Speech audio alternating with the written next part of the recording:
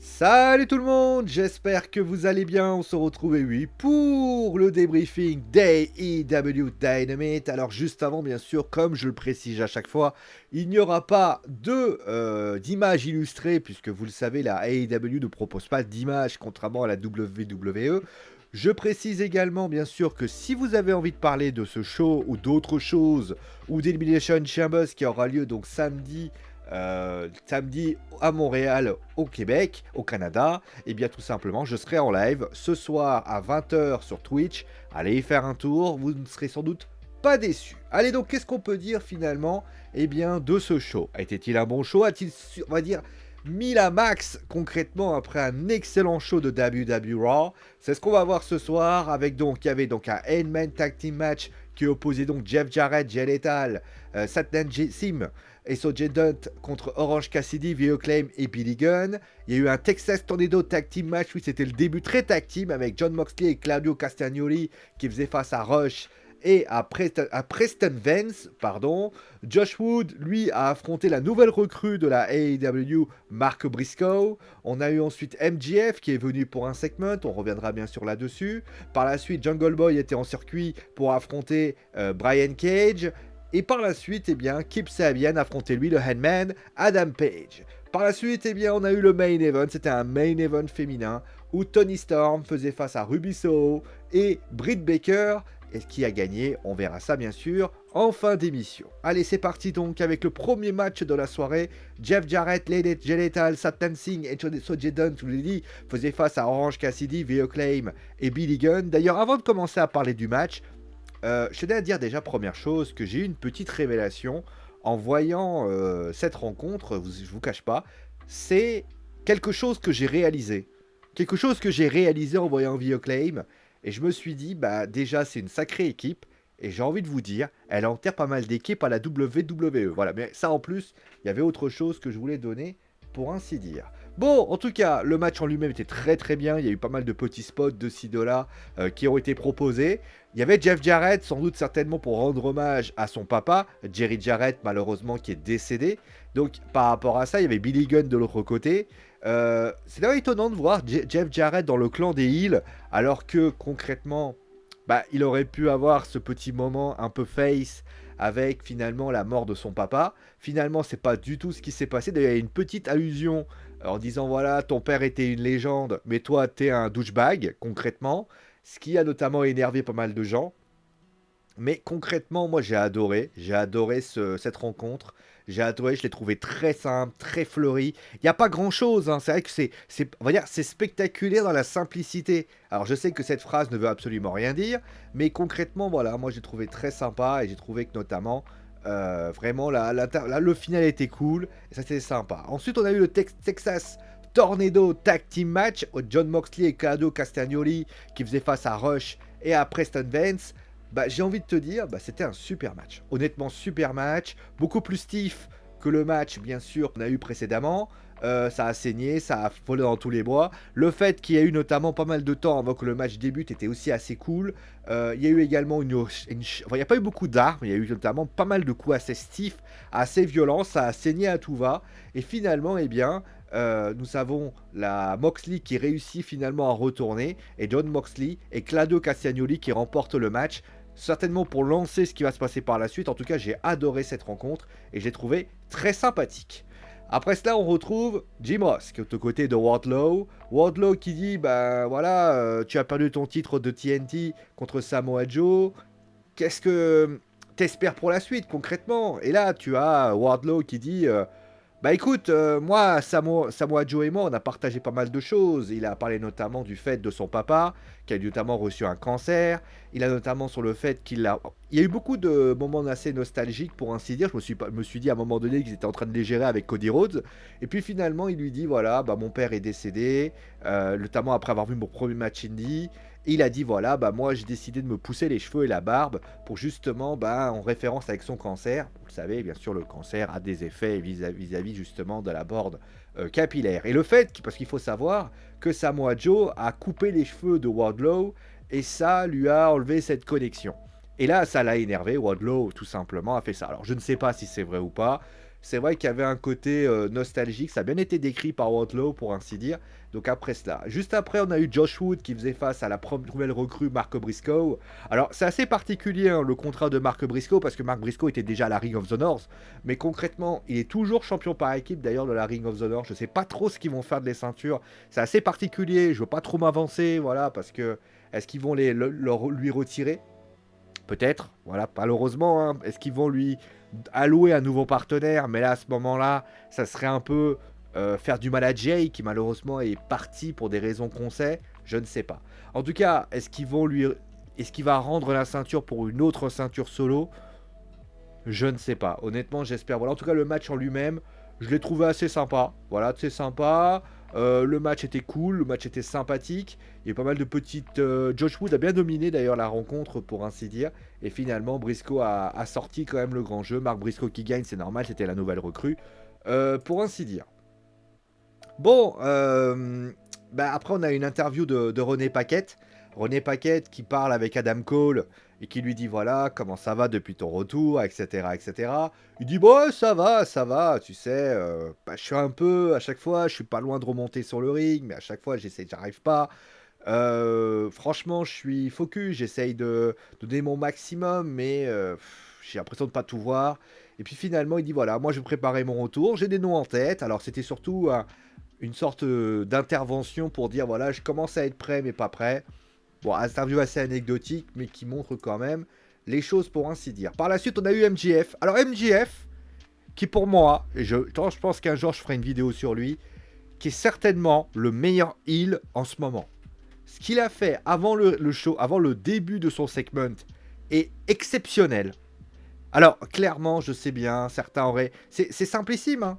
À un moment donné, il prend un téléphone, il le prend. Alors, je sais pas si vous... Alors, certains ont dû... D'ailleurs, c'est assez étonnant. Vous savez, comme quoi, vous voyez, la All Elite Wrestling n'a pas encore l'aura de la WWE, parce que si MJF était vraiment aussi puissant en tant que heel que Roman Reigns, je pense que MJF aurait le hit réseaux sociaux, on va dire de ça. Là, tu vois clairement que MJF est un bon lutteur, c'est un très bon lutteur, c'est un lutteur qui parle bien, qui parle stiff, et notamment il a pris le téléphone du mec, et je sais pas si vous avez vu, alors peut-être c'était assez discret, tu vois le mec juste à côté, il est en train de prendre le téléphone comme ça, il va pas le briser parce que forcément ça ne serait pas correct, et là il le met comme ça, il le pose comme ça, il lui fait comme ça, et il lui dit vas-y rends-le. Et le mec il baisse la tête, et après il repart de l'autre côté pour aller rendre le téléphone au mec. Et ça, c'est vrai que c'est bien. À un moment donné, il envoie un verre dessus. Il est en train de prendre des photos, il se met comme ça.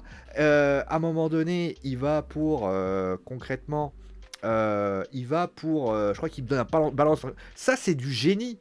Parce que c'est ça qu'on veut aussi d'un heel. Un heel, c'est pas juste un mec qui est en train de parler. Austin Theory le fait un petit peu, mais vous allez voir que la WWE va le faire. Alors, peut-être pas à Montréal, parce que je pense pas que ce soit le lieu. Mais je vois trop. Alors, je sais que c'est un public familial, mais vous vous souvenez certainement de ce qui s'était passé. C'était notamment, je sais plus quel lutteur c'était. Il y avait notamment un enfant. C'était ça, c'est je sais pas, un petit aparté. Il y avait un lutteur et qui est arrivé, qui a pris la pancarte du gamin et qui l'a déchiré en deux. Et là, vous y avez la mère qui avait dit ouais, vas-y, je portais plainte contre le mec. À un moment donné, il a détruit mon fils. C'est ça, tu vois, ça, alors je sais plus si c'est la WWE, ça c'est le cas typique d'une personne, d'un enfant qui ne connaît pas la lutte professionnelle dans son entièreté. Ce qu'a fait, vous savez, c'est là qu'on voit que la All Elite Wrestling et la WWE n'ont pas le même public. Parce que la WWE, il y aurait passé ça, t'aurais eu un qui aurait fait « Oh, c'est scandaleux, machin », alors que clairement, après, à Montréal, ça peut être fait, hein. Ils le feront peut-être de manière subtile parce qu'ils vont dire oh putain MJF a fait ça, on va faire pareil. Mais vous faites ça dans une ville relativement relativement cool. Et là ça va être ouais voyez il m'a balancé mon verre, j'ai payé de l'argent. Voilà. Bon en tout cas pour le segment de MJF, maintenant qu'on revient dessus, bah, il était excellent. Il était excellent. Moi MJF qui fait littéralement voilà qui radote un peu mais il a besoin voilà de mettre les choses à plat. Et par la suite, voilà, il a expliqué voilà, que c'est le meilleur au monde. Alors, il faut que c'est le meilleur au monde. Et ça m'inquiète parce que best in the world, best in the world, best in the world. il va faire venir CM Punk. Alors, attention, si c'est pour faire venir CM Punk, il va falloir en discuter après, parce que clairement, faire revenir CM Punk, c'est quelque chose. Après, Best in the World, c'est quelque chose. Bon, en tout cas, il a fait venir aussi Christopher Daniel. Christopher Daniel, en fait, devait dénigrer Bryan Danielson, il lui avait filé de la thune. Et là, finalement, il lui dit, voilà, t'as même pas le... Danielson, moi, je l'ai rencontré, je l'ai vu affronter. Toi, t'es une fraude. Ou t'es une éponge. T'es une fraude, t'es une fraude pour la lutte. Tu sers à rien. Danielson, il voulait constamment apprendre, il voulait faire comme ça. Toi, clairement, tu sers à rien. Tu veux juste savoir, tu crois que tu sais tout, alors tu sais rien. Et finalement, voilà. Bon, MJF, il est pas content, il le pousse, il le gifle. Daniel fait pareil. Et à ce moment-là, il y a un low blow. Danielson se barre, pour ainsi dire. Danielson revient, et à ce moment-là, MJF se barre. Voilà. Oh, je trouvais que c'était sympa. Voilà, segment très très cool. Je veux dire, les matchs ont quand même été assez longs hein, pour la première heure. Je le trouvais franchement, t'as ce qu'il faut, hein, clairement, si t'as envie de te faire plaisir. Après, il y a eu Jungle Boy contre Brian Cage. Match relativement, je vais pas dire anecdotique, c'était sympa. C'est plus la suite qui a été intéressante, c'est pas forcément ça. C'est le fait que Christian Cage qui est venu. Et là, Christian Cage a aspergé. Alors au début, j'ai pas compris. J'ai fait, mais comment il a fait ça? En fait, il l'a aspergé avec son bras. Et ça, j'avais pas vu ça. Et c'est vrai que c'était assez subtil. Bon, il était clair que Christian était plus blessé, puisqu'il était là, il était entre guillemets en train de le confronter. Mais clairement, moi j'ai vu ça, je me suis dit, à la limite, il va peut-être faire un truc. Non, il l'a aspergé. Et à ce moment-là, il lui a mis un kill switch. A priori, la rivalité va reprendre entre les deux. Pourquoi pas? Kip Sabian après a affronté le Adam Page. Match victoire de Adam Page. Pareil, c'était surtout ce qui s'est passé par la suite qui a été globalement important. Puisque le Black Bull Combat Club qui est venu. Moxley d'ailleurs, il dit, oh bon, tu sais, moi pour moi, l'histoire elle est finie. Mais bon, t'as pas l'air de comprendre. Moi, tu sais, je te respecte, hein, mais pour moi, ne crois pas une seconde que j'ai peur. Ne crois pas une seule seconde que j'ai peur. Il lui dit, voilà, moi, je vais te dire une chose. Il faut qu'on termine avec ces... Voilà, il faut qu'on en fasse une affaire personnelle. Euh, il faut que ça continue, voilà, il faut autre chose. Et Page lui dit, il faut faire autre chose, il faut... Clairement, il faut qu'on arrête avec les roll-up, il faut qu'on fasse vraiment quelque chose pour clôturer l'histoire. Et là, Moxley lui dit, oh, franchement, t'es toujours pareil, hein, t'abandonnes jamais, toi. Hein. Et là, à ce moment-là, il lui dit, bah, puisque t'as pas... Après, de toute façon, t'as pas de pote pour te conseiller, t'as personne pour te dire vraiment, pour te remettre. Hein, mais... Et là, à ce moment-là, le Dark Order arrive et Evil Uno lui dit, moi, écoute, mon gars, moi, Page, il a des amis depuis 2 ans. À un moment donné, bon, Page lui dit, moi, reste tranquille. Evil Uno lui dit, moi, il a essayé de me demander de rester en retraite, mais à un moment donné, moi, je peux plus. Je suis venu te parler en personne. Les deux se bousculent. Et là, Moxley, il lui dit, Texas Death Match, autrement dit, bah là clairement il n'y aura pas d'histoire de roll-up, il y aura pas, même si je pense que ça peut arriver, mais là ça va être violent, ça va être sec, et je pense d'ailleurs que ce segment de la Dark Order n'a pas un... Il y a une raison à ça. Il y a une raison à ça. Soit la Dark Order va lâcher Adam Page, et Villono qui porte ses couilles, c'est quand même quelque chose. Mais le problème, c'est, moi mon point de vue là-dessus, c'est si tu lâches la Dark Order, Adam Page est un peu, pas le leader, mais il est un peu là, un petit peu, il est un peu la figure présente de la Dark Order. S'il est plus là, est-ce que Villono pourra gérer? Parce que la Dark Order, on ne peut pas dire qu'elle impose quelque chose. Voilà. Donc après cela, on a eu donc Stokely qui a notamment parlé de Hook, notamment sur le fait qu'il est suspendu. Bon, pourquoi pas. Après cela, on a eu donc le main event, un combat triple menace entre Tony Storm, Ruby Soho et Britt Baker. Bon, match. Alors, je suis assez déçu du main event. Alors, je sais qu'on va encore me dire que je tape sur la lutte féminine AEW, mais c'est lent. C'est ce que j'ai dit notamment pour information, souvenez-vous, la semaine dernière, pour le match entre Carmella, Nikki... Non, pas Nikki Cross. Carmella, il y avait... alors, vous voyez à quel point je m'en souviens. Il y avait... Ah oui, il y avait Michin, Candice LeRae, et donc il y avait Carmella, et il y avait la quatrième dont j'ai oublié le nom, Piper Niven. Et le truc, c'est que j'ai dit pareil. Le rythme était globalement un peu lent. Et pas... Alors, ça a accéléré au fil du temps. On a vu notamment pas mal de belles choses. Notamment, on a vu que ça commençait, mais à mettre des coups, ça a été un peu stiff. Mais moi, j'ai toujours la section, c'est quand tu es plusieurs, mieux c'est. Et là, tu te dis, bah, c'était... Je vais pas dire que c'était lent, c'était mauvais, mais c'était correct. On parle d'un main event quand même. Main event, on va dire événement principal du show. Et là, tu te retrouves avec un triple menace que pour ma part, j'ai trouvé, encore une fois, c'est mon avis, hein, un peu lent. J'ai eu l'impression que les meufs, à un moment, il y a un moment où Stony Storm essaie de s'amuser, etc. Je me suis dit, ouais, mais c'était lent. C'est dommage. Franchement, c'est dommage parce qu'il y avait il y avait de la qualité, franchement. Moi, j'ai vu le match. Il y a quand même des choses intéressantes, mais c'était lent. C'était lent. Moi, j'aime pas les matchs lents. Je vous dis clairement.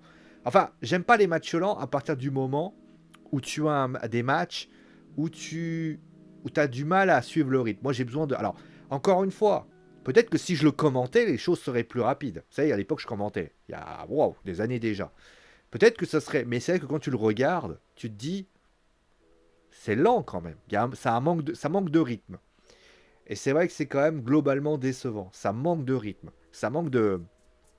Quand tu vois comment les garçons se débrouillent, ça tape, ça tape. Et d'ailleurs, regardez le match entre Becky... On va dire, regardez. Prenez le match entre Becky Lynch, Bayley et Bianca Belair. Ça tape, voilà, ça part. Et c'est pas forcément il n'y a pas forcément que des temps rapides. Il y a des temps morts, mais les temps morts, tu les vois pas passer. Et c'est vrai que là, tu avais... D'ailleurs, je me dis, si la AEW s'est pas dit, on va faire pareil que la WWE, là, ça tape, ça tape, ça tape. Là, c'est vrai que c'est lent. C'est dommage. Je pense qu'il y a des promesses. Je pense qu'il y a des choses intéressantes. Mais c'est... Allez, allez, allez, là. Putain, chaque fois, j'étais comme ça. Allez, accélère, ma grande. Donc forcément, ça manquait de ça. Bon, la victoire de Ruby Soho est cool. Après, on verra comment ça se passe. Mais c'est vrai que ça manquait un peu de... Et ça se joue pas à grand chose, hein, clairement, mais c'est. Après, certains ont peut-être besoin de. Après, moi, je suis quelqu'un qui aime bien les changements de rythme. Là, ça manquait de. Clac, clac, clac. Voilà. Bon, au niveau du show, bah, il bat pas WWE Raw, c'est clair. Mais ça serait. C'est un show bon. C'est un bon show. Le début est pas mal. Il y a quand même un très très bon segment de MJF. Les deux matchs, on va dire, servent plus à augmenter la storyline et ils ont fait le choix de le faire. Et ça, c'était cool. Le main event me laisse un peu sur la fin, mais c'est pas grave. Voilà, on va dire que je m'en contenterai et je vais pas être agressif pour ainsi dire. Bon, à partir du moment où il y a quand même des belles choses à raconter, je suis quand même globalement content. Voilà. En tout cas, la WWE nous a offert une belle prestation, nous a offert une prestation de très bonnes choses. C'est ce qu'il fallait faire et honnêtement, la AEW a répondu et au final, ils ont répondu aussi avec de la bonne qualité. C'était bien. Franchement, c'était cool, c'était sympa. Et au final, ça reste deuxième, mais ça reste un bon deuxième pour ainsi dire. Voilà, je t'invite à me dire voilà ce que tu as pensé bien sûr du show, si tu l'as aimé, pas aimé, vous êtes libre de me dire ce que vous voulez. Je rappelle pour information que ce soir je serai en stream à partir de 20h sur Twitch, hein, le lien est dans la description si vous avez envie d'aller y faire un tour. D'ici là, portez-vous bien, mettez un pouce bleu, mettez un pouce rouge, faites comme vous voulez, c'est vous qui décidez voilà, de ce que vous avez aimé dans cette vidéo. On se retrouve très très vite pour une nouvelle émission sur Wrestling Football. D'ici là, portez-vous bien. Je précise pour information que si je peux, je dis bien je peux vous proposer une session preview d'Elimination Chambers, je le ferai. Là, je peux pas vous le garantir ce week-end, c'est vraiment... Parce que comme il y a SmackDown entre les deux, ça risque d'être... Il risque d'avoir un embouteillage de plein de choses et je peux pas vous le garantir.